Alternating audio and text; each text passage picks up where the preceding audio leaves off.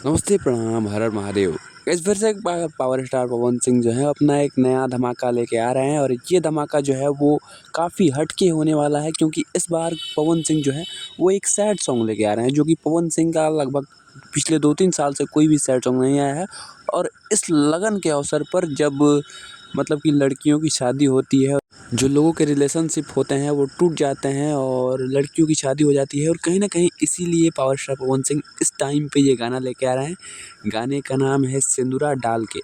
ख़ैर इस गाने में जो सिंगर्स हैं वो इस बार मतलब कि अलग हैं। पिछले काफ़ी ज़्यादा दिनों से हमें पावर स्टार पवन सिंह के साथ में शिल्पी राज सुनने को मिलती थी, लेकिन इस बार जो है वो अंतरा सिंह प्रियंका, जो कि पवन सिंह के साथ काफ़ी पहले गाती थी।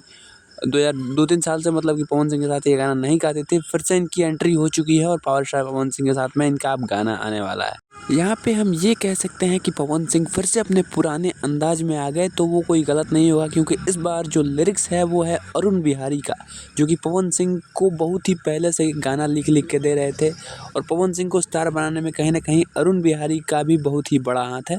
और इस गाने में भी अरुण बिहारी का लिरिक्स है, सरगम आकाश का म्यूज़िक है।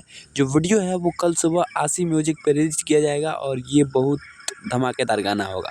खैर हो सकता है कि जब आप इस वीडियो को देखें गाना रिलीज भी हो गया हो, तो कमेंट में ज़रूर बताना कि गाना कैसा लगा।